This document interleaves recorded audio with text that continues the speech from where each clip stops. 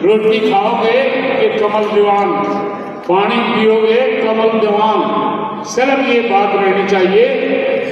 और वो लोग भाई सुरेंद्र पवार जी ने अभी अपने मुंह से एक बात कही है, उनकी स्ट्रेटेजी होती है बीजेपी की। 2 दिन पहले वो यूं भी कह सकते धर्मपाल की कांग्रेस में होगा, वो यूं भी कह सकते हमने सेट कर दिया है कमल दीवान को, वो यूं भी कह सकते हैं कि कुंदर जी मारी कह के गए कड़े कड़े। और उन्होंने ये चर्चा भी चला दी थी कि सुरेंद्र पवार और कई पार्षद भी जा रहे हैं। मतलब मेरा कहने का ये है किसी भी प्रकार के बहकावे में आए, चाहे वो कितना ही छलावा कर लें, आज सोनीपत की जनता उनको हराना चाहती है। अगर वो नहीं हारे तो उसकी जिम्मेदारी हमारी होगी। तो इसलिए साथियों 20 दिन 24 घंटे दिन और रात भैया भारत का जो इस्तेमाल करना है हम उसी के लिए तैयार रहें और सारे साथी लग जाएं। लेकिन मुझे थोड़ा अफसोस है, सब आज यहाँ चल रही थी, आपके साथी बाहर थे। भाई ये नहीं, डिसिप्लिन में अनुशासन में रहिए। आप कांग्रेस के बहुत डेडिकेटेड कार्यकर्ता है, कांग्रेस आपके पैरों पर खड़ी है। आज इस सोनीपत के चुनाव का, ये सोनीपत का चुनाव नहीं, मेयर के इलेक्शन और भी बहुत हो रहे हैं, नगर निगम और नगर पालिकाओं का भी हो रहे हैं, लेकिन धड़कन सोनीपत के मेयर के इलेक्शन की है। अगर हम सोनीपत का इलेक्शन जीतते हैं तो यूं सोचिए सारे हरियाणा की नगर पालिकाओं का इलेक्शन। इसलिए साथियों बहुत समझदारी से ठंडे हो गए और भाई 72 घंटे की बात है, दिन और रात लग के काम करो। आपका धन्यवाद,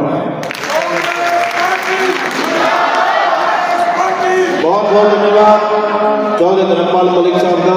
सारी बातें विस्तार से आप सबके सामने रखी।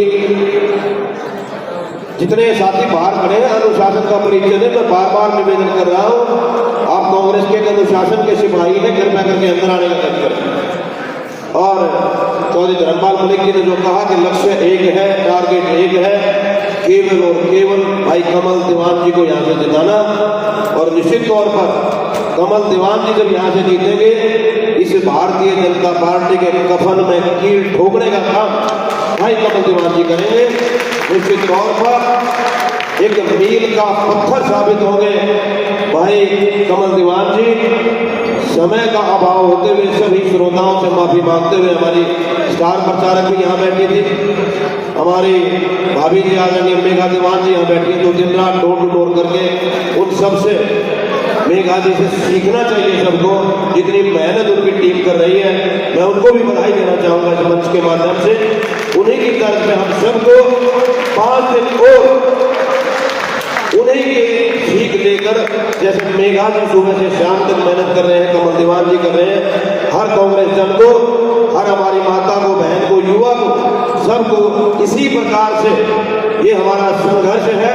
इस संघर्ष में विजय हमेशा हौसले और हिम्मत ही पाया करते हैं, इनमें कोई शक नहीं। मैं अब निवेदन करूंगा आपके अपने मेयर के प्रत्याशी भावी मेयर भाई कमल दीवान जी से, वो आए और सभी से वोट की अपील करें, सभी से आशीर्वाद लें। भाई कमल दीवान जी आए अपना भाषण दें, उससे पहले मैं कहना चाहूंगा कि इन हवाओं को कह दो अपनी औकात में रहे, हम पंखों से नहीं हौसलों से उड़ा करते हैं। तो सही में हौसला जिंदा है यहाँ सबका, और हौसले के साथ हर कांग्रेसी और हमारे प्रत्याशी यहाँ से आगे बढ़ रहे हैं। हमने तन मन धन से उनका साथ देना है। हमारे भावी मेयर भाई कमल दीवान। नमस्कार, राम राम सबको। सबसे पहले मैं अपनी माता जी को नमस्ते करता हूँ और आशीर्वाद देता हूँ, और उसके बाद मैंने सभा का जो है अपना बोलना शुरू करूँगा। बड़े आदरणीय हमारे हरियाणा के युवा लोकप्रिय सांसद दीपेंद्र सिंह हुड्डा जी, बड़े ही प्रिय मेरे अंकल, हरियाणा प्रदेश कांग्रेस कमेटी के पूर्व अध्यक्ष, पूर्व सांसद धर्मपाल मलिक जी, जगबीर सिंह मलिक जी, पूर्व विधायक अदर सिंह दहिया जी, पूर्व विधायक सुरेंद्र पवार जी, पूर्व विधायक इंदुराज नरवाल जी, हमारे विधायक सुखबीर फरमाना जी, एक्स MLA राजीव सरोवा जी, डिप्टी मेयर मनजीत केलावत जी, सुरेंद्र दहिया जी, हमारे जाट कॉलेज के प्रेसिडेंट प्रेम गौतम जी, अशोक छाता जी, एक्स चेयरमैन सोनीपत नगर निगम, सुरेंद्र नैयर जी, MC कमल असीजा जी, प्रदीप राणा जी, संतोष गुलिया जी, अरुण कौशिक जी, कमला मलिक जी, प्रेम अत्री जी, दयानंद वाल्मीकि जी, हरिप्रकाश मंडल जी, आज की सभा में आए मेरे पिता तुल्य बुजुर्गों, माताओं, बहनों, सबसे पहले आपका हाथ जोड़ के धन्यवाद और शुक्रिया। आप लोग यहाँ आए सुनने के लिए, देरी के लिए थोड़ी माफ़ी, क्योंकि कुछ ना कुछ ट्रैफिक है, दिल्ली से आए हैं हमारे सांसद जी, तो कुछ परिस्थितियाँ बन जाती हैं, उसके लिए हाथ जोड़ के माफ़ी। जैसा कि आप लोगों को पता है कि आने वाली 2 मार्च को हमारे सोनीपत नगर निगम के मेयर का चुनाव है और हमारे MP साहब ने, हमारे धर्मपाल मलिक जी ने और कांग्रेस पार्टी की लीडरशिप ने जो है मुझे आपका प्रत्याशी बना के आपके समक्ष भेजा है। सबसे पहले MP साहब का, पूरी जो कमेटी थी, सीनियर लीडरशिप का बहुत बहुत धन्यवाद। उन्होंने मुझे इस लायक समझा कि मैं इस पद पे आऊँ और आप लोगों से प्यार पाऊँ। आप लोगों को पता है मैं अनेक सब मंचों से जो साझा किया है पहले भी, कि जो सोनीपत नगर निगम जो है वो भ्रष्टाचार से लिप्त हो रखा है। यहाँ पे लोग बहुत ज़्यादा परेशान है, सोनीपत की जनता, हमारे बुजुर्ग, हमारी माताएं, हमारी बहनें, मेरे युवा साथी नगर निगम के दफ्तर में जाते हैं और वहाँ पे उनको प्रॉपर्टी ID के नाम पे, फैमिली ID के नाम पे और जो है हाउस टैक्स के नाम पे उनको लूटा जाता है, भ्रष्टाचार किया जाता है, परेशान किया जाता है। आप पैसे दोगे तो आपका काम होगा, नहीं तो बोलेंगे 2 नंबर कमरे में चले जाओ, 3री मंजिल पे चले जाओ। आप सब लोग तो हैं, एक जो है हर इंसान जो है कहीं ना कहीं नगर निगम से जुड़ा हुआ है, तो सारे के सारे आप पीड़ित हैं या नहीं? तो मैं आपको जो है आज विश्वास दिलाना चाहता हूँ। मैं आज आपसे यहाँ वोट की अपील करने के लिए आया हूँ और आशा करता हूँ, आपसे हाथ जोड़ के अपील करता हूँ कि आने वाली 2 तारीख को जो है मुझे आशीर्वाद देना, मुझे कामयाब करना, ताकि मैं आप लोगों की सेवा कर सकूँ। जैसा मेरे जो प्रतिद्वंदी हैं जैन साहब, वो 5 साल तो मंत्री रहे हैं, 5 साल MLA रहे हैं, और जो हमारा निकाय जो ये कमेटी का जो मंत्रालय था वो भी 5 साल उनके अंदर था और वो कैबिनेट रैंक के मंत्री थे। और आप सब लोगों को पता है कि कितना अच्छा विकास किया पिछले 10 साल से, लोग इतना याद करके बैठे कितना बढ़िया विकास किया जैन साहब ने। इसीलिए जो है 2019 में उन्हें जो हमारे पवार साहब ने बुरी तरीके से हरा दिया। और मैं MP साहब को बताना चाहूँगा कि आजकल MP साहब आजकल बड़ा तगड़ा मुद्दा चल रहा है सोनीपत में, सारे मीडिया वाले रोज मुझसे सुबह शाम पूछते हैं। जैन साहब ये बोलते हैं कि उनका वो असली कमल है, मैं नकली कमल हूँ। तो मैं आज इस मंच के माध्यम से बताना चाहूँगा कि लोकतंत्र है, यहाँ पे जनता सर्वोच्च होती है, जनता जनार्दन होती है, ये जनता फैसला करेगी असली कमल कौन सा है, नकली कमल कौन सा है। 12 तारीख को जब डब्बे खुलेंगे तो ये जनता, मेरे बुजुर्ग, मेरी माताएं, मेरी बहनें ये फैसला करेगी असली कमल कौन सा, नकली कमल कौन सा है। आप कौन से फैसला करने वाले? आज भी उनका घमंड और विरोध खत्म नहीं हुआ है, आज भी इस दुनिया में रह रहे हैं। अरे दुनिया में आपको इस जनता ने कैसे उतार के फेंका है, अब तो कम से कम सुधर जाओ, अपने आप को ठीक कर दो। लेकिन नहीं, अभी भी इनका घमंड खत्म नहीं हुआ। अब अनेकों मुद्दे हैं जो अभी हमारे जो है MP साहब है वो सारे बताएंगे कि पिछले कार्यकाल में क्या क्या हुआ। ज़्यादा आप लोगों का समय नहीं लूँगा। आप लोगों को पता है कि आप लोगों को कितना ट्रस्ट किया जा रहा है और जो आजकल बहुत बड़ा मुद्दा है कि बिल्डिंगें पहले बिल्डिंगें बनने देते हैं कर्मचारी निगम की, फिर बिल्डिंग को सील कर देते हैं, फिर उसको तोड़ देते हैं, आपका सपना जो है चकनाचूर कर देते हैं। अगर गलत बिल्डिंग बनी आप बनने को देते हैं, ये इंतजार करते हैं कि आप बिल्डिंग बनाओ। एक किसान, एक मजदूर, एक मेरे भाई का, मेरे बुजुर्ग का जो मकान, वो सारी जिंदगी की कमाई इकट्ठी करके बनाता है, लेकिन आप उसका जो सपना एक बिल्डिंग तोड़ के उसका जिंदगी भर का सपना चकनाचूर कर देते हैं। ये कैसा विकास है? ये कौन सा विकास का मॉडल है? आप चलिए सोनीपत में सड़कों का हाल देखिए। ट्रेन नंबर 6 जो जैन साहब के टाइम का था, आज तक कंप्लीट नहीं हुआ। कोई भी जो 3 पॉइंट सिस्टम, इतने चीजें हैं जो इनके टाइम की। नगर निगम का दफ्तर देखिए, आज 12 साल हो गए, उसका 3 बार बजट बढ़ गया, लेकिन वो आज तक दफ्तर नहीं बना। और अपने उसमें बोलेंगे स्पीच में, भाषण में कि हम इसको बनाएंगे। अरे कब बनाएंगे? आप 12 साल में नहीं बना पाए, आप कब बनाएंगे? दूसरा, एक चीज ज़्यादा समय नहीं लूँगा और बोलूँगा कि ये बार बार बोलते हैं कि समय नहीं है, हमारी डबल इंजन, हमारी ट्रिपल इंजन। लोकतंत्र में डबल इंजन, ट्रिपल इंजन की जनता तय करती है। दूसरा, आप लोगों को बहकाएंगे। ये जो है पंचायती चुनाव है, निकाय चुनाव है, यहाँ पे बजट ना तो केंद्र सरकार देती है ना हरियाणा सरकार देती है। हमारे नगर निगम का अपना बजट है जो मेयर जो है उसको यूज कर सकता है। तो इनके बहकावे में मत आना, ये आपको बेवकूफ बनाएंगे, बार बार अलग अलग चीजें सब बनाएंगे, गलत भाई को लड़ाएंगे और छत्तीस बिरादरी को अलग तोड़ने की कोशिश करते हैं। मेरे स्वर्गीय पिताजी श्री देवराज चौहान जी ने जो है यहाँ से 2 बार विधायक रहे, सोनीपत की जनता ने उनको बहुत प्यार दिया, बहुत जो है स्नेह दिया। और मैं आज इस मंच के माध्यम से आप सबको बताना चाहूँगा, जैसे मेरे स्वर्गवासी पिताजी ने कभी जिंदगी में भ्रष्टाचार नहीं किया, मैं भी जिंदगी में कभी भ्रष्टाचार नहीं करूँगा। क्योंकि मेरे स्वर्गवासी पिताजी ने एक चीज बोली थी कि बेटा राजनीति करनी है ना तो भ्रष्टाचार कभी मत करना।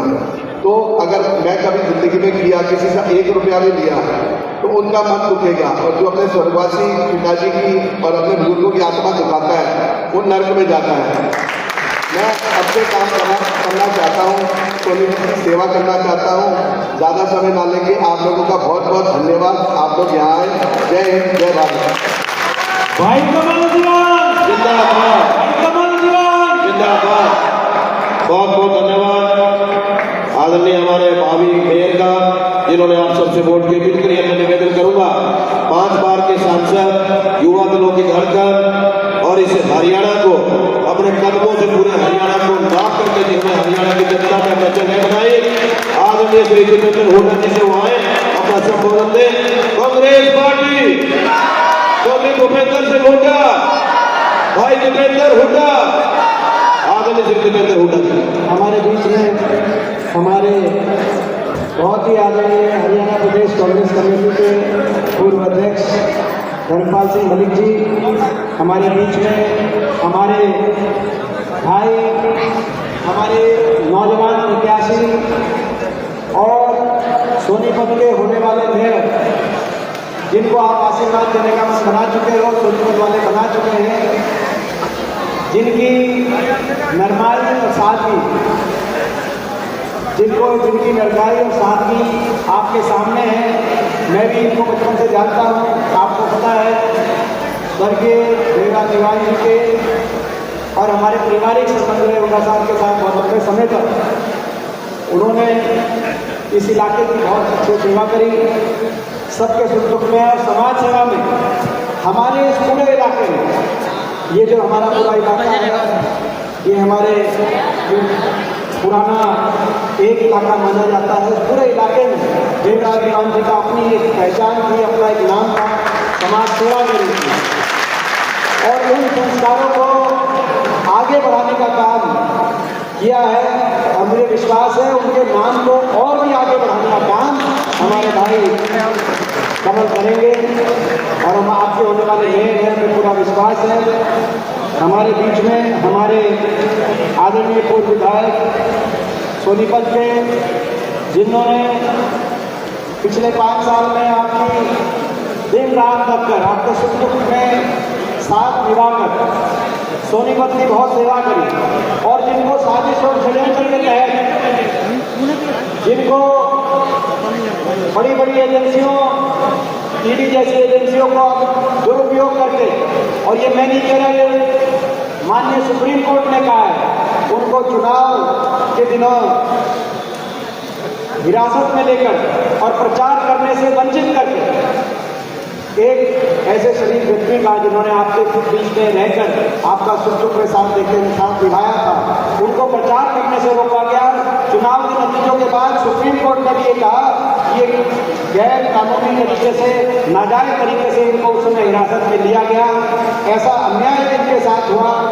लेकिन आज हमारे बीच में जो उपस्थित है हमारे भाई सुरेंद्र पवार जी, हमारे आदरणीय जगदीश सिंह मलिक जी, हमारे विधायक बड़ौदा से भाई चंदूराज भानु जी, पूर्व विधायक भाई पदम सिंह भैया जी, भाई विधानसभा क्षेत्र से जिनका बहुत बेहतरीन प्रदर्शन रहा, मात्र कुछ वोटों से इस बार कमी रह गई, लेकिन मुझे विश्वास है उन्होंने जिस तरीके से समाज सेवा में वो आगे बढ़े हैं और आगे बढ़ेंगे। हमारे भाई जयभगवान हाकिम जी, हमारे जाट संस्था के प्रधान हमारे भाई सुरेंद्र भैया जी, भाई कमल दीवान जी, भाई प्रेमत्री जी, हमारे बहुत ही आदरणीय अशोक छाबड़ा जी जो हमारे बहुत ही पारिवारिक सदस्य भी हैं, राजीव सरवा जी हमारे डिप्टी मेयर, हमारे प्रदीप गौतम जी पूर्व जिलाध्यक्ष कांग्रेस पार्टी के, भाई कमल हसीजा जी, जितेंद्र जांगड़ा जी, संजीव भैया जी, मंजीत गहलोत जी, अनूप मलिक जी, प्रमिता जी,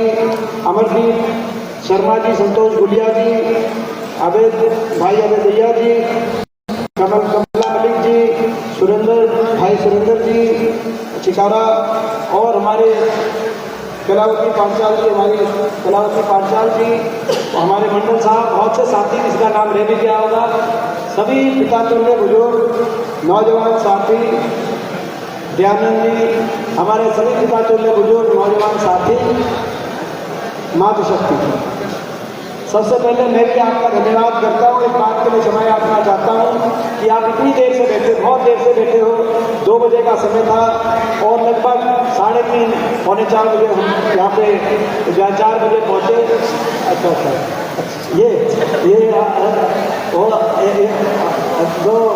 तो थोड़ा सा जो जितना टाइम हमारा था उससे पहले का टाइम इन्होंने दे दिया कमल जी ने भी, तो कुछ घंटे मैं लेट आया और कुछ घंटे इन्होंने पहले टाइम दे दिया। तो दोनों हम इस बात के लिए जो है कि दिल्ली से आते हुए सारी जो अपना ISBT के आगे सारा जाम था, तो उस बात के लिए क्षमा चाहते हैं, लेकिन फिर भी आपने इतनी देर इंतजार करी। ये बात इस बात का प्रतीक है कि सोनीपत मेयर के चुनाव में आपने फैसला कर लिया है और कांग्रेस पार्टी के सारे उम्मीदवार हमारे भाई कांग्रेस को आशीर्वाद देने का आपने मन बनाया, जो सच्चा फैसला है। एक अच्छे कैंडिडेट के साथ देने का आपने फैसला किया है, जो कैंडिडेट अपने आप को साबित करके दिखाना चाहता है, सोनीपत को के विकास में उसको आगे लेके जाने में अपनी एक भूमिका अपनी निभाना चाहता है। ऐसे उम्मीदवार को आपने साथ देने का मन बनाया है, मैं आपका धन्यवाद करना चाहता हूँ। उससे पहले भी चाहे लोकसभा चुनाव आया, चाहे विधानसभा चुनाव आया, आपने आपकी कमी नहीं थी, आपकी तरफ से कोई कमी कसर नहीं रही, आपने बहुत साथ दिया। यहाँ से लोकसभा में सतपाल ब्रह्मचारी जी को दिखाकर आपने भेजा, विधानसभा में भी आपने साथ देने में कमी कसर नहीं छोड़ी, लेकिन कई बार प्रजातंत्र हार जीत प्रजातंत्र का हिस्सा है।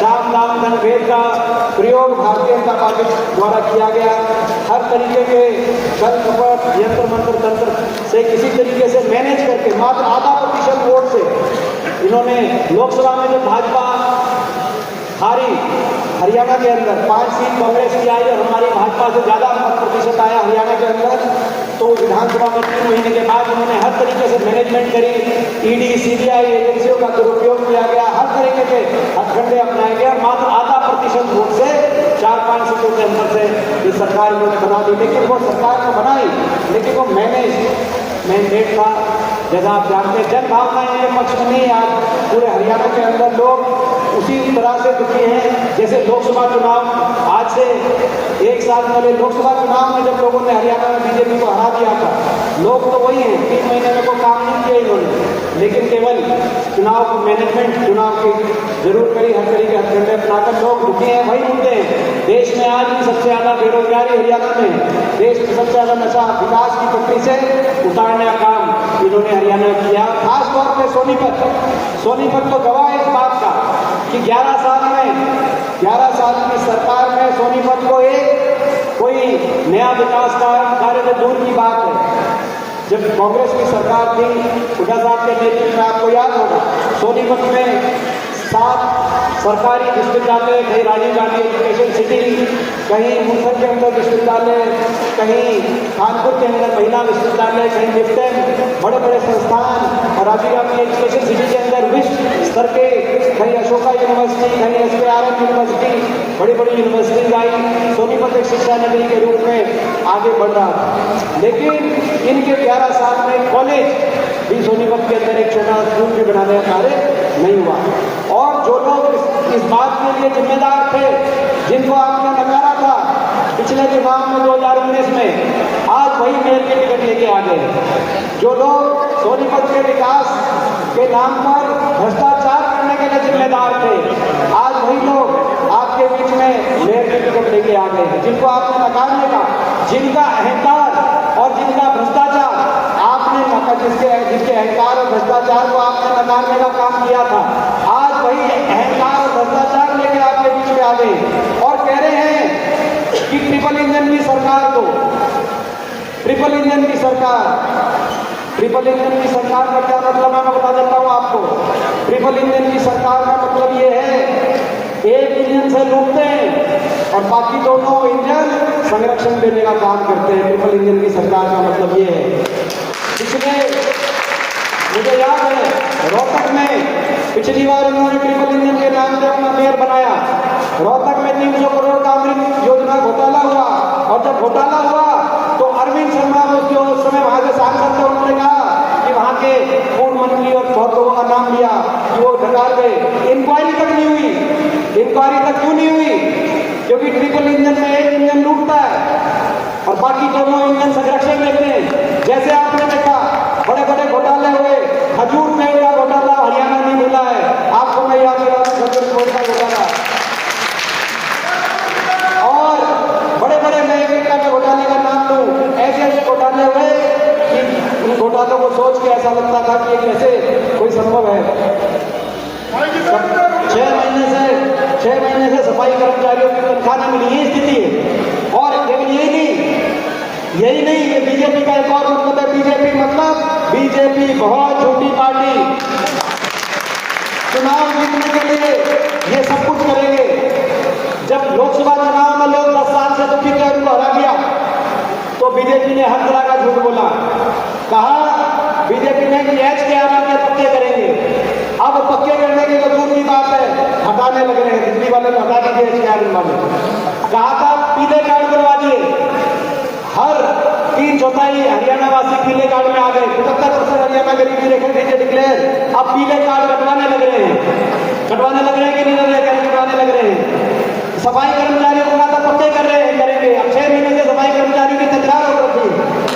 बहुत झूठी पार्टी, बहुत झूठी पार्टी। इसीलिए प्रजातंत्र में बाबा साहब ने कहा था सर्वोत्तम होते हैं प्रजातंत्र के, एक सत्ता पक्ष एक विपक्ष। इसीलिए आप भाई 2 इंजन इनको दे रखे हैं।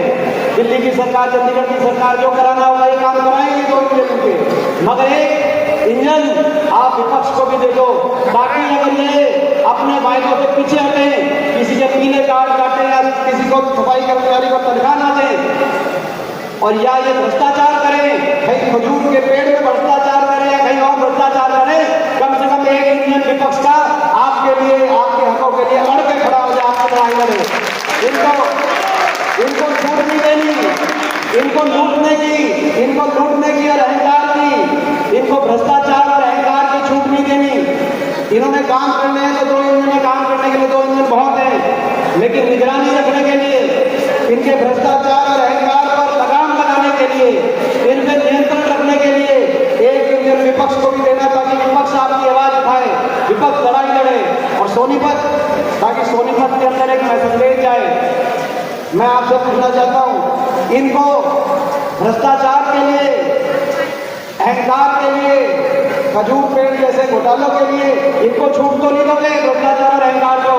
इनके छूट इनके भ्रष्टाचार अहंकार पर नियंत्रण रखना। और सोनीपत का संदेश पूरे हरियाणा में जाएगा, क्योंकि ये सोनीपत आने वाले समय में, ठीक है नतीजा हमारे पक्ष में नहीं रहा, मगर प्रजातंत्र है, मात आधे प्रतिशत वोट से इनकी सरकार बनी है, दोबारा से लड़ाई लड़ेंगे, 4 साल का समय है, फिर वही मैदान होगा, फिर वही घुड़सवार होंगे, दोबारा लड़ाई लड़ेंगे हरियाणा को आगे लेकर आने के लिए और हरियाणा में एक दोबारा से ऐसी विकासशील सरकार बनाने के लिए जिसके लिए विकास प्रायोरिटी हो और जिसके लिए सोनीपत प्रायोरिटी हो, ताकि अपनी सरकार या मैं अपने इस बात के लिए दोबारा लड़ाई लड़ेंगे। तो मैं सभी अपने सोनीपत के कार्यकर्ताओं से कहना चाहता हूँ कि कोई बात नहीं, जो हो गया वो उसको भूलो, मायूस होने की जरूरत नहीं है, दोबारा से लड़ाई लड़ेंगे। और उस लड़ाई की शुरुआत मेयर के चुनाव से, सोनीपत मेयर के साथी जैसे 2020 में मेयर का चुनाव हम जीते थे, जैसे लोकसभा चुनाव जीते थे, एक चुनाव में थोड़ी बहुत इन्होंने हर हथकंडे अपनाकर छल कपट से थोड़ा बहुत इन्होंने मैनेज कर लिया। तो क्या हुआ, जैसे पहले 2 चुनाव जीते थे, ये चुनाव भी जीतेंगे इस बार में है हमारे भाई कमल जी। तो भाई आप सबसे पूछना चाहता हूँ, जो कह रहे थे मलिक साहब कि भाई कमल के लिए ये जो 3-4 दिन बचे आप सबको लगना होगा, जो आज यहाँ पे उपस्थित है उनसे भी मैं आग्रह करना चाहता हूँ, और जो लोग उपस्थित नहीं है लेकिन जिनके पास संदेश जाएगा, चाहे वो YouTube के माध्यम से, चाहे वो WhatsApp के माध्यम से आज का हमारा संदेश जाएगा, उन साथियों से भी मैं कहना चाहता हूँ भाई 3 दिन है, आप सब लग जाओ, आप सब लग जाओ। आज की ताजा ये रिपोर्ट ये है कि आप ये चुनाव जीत रहे हो और आप जोर लगा देते हैं चुनाव आप भाई कमल हमारा जीते और हमारे स्वर्गीय देवराज जी का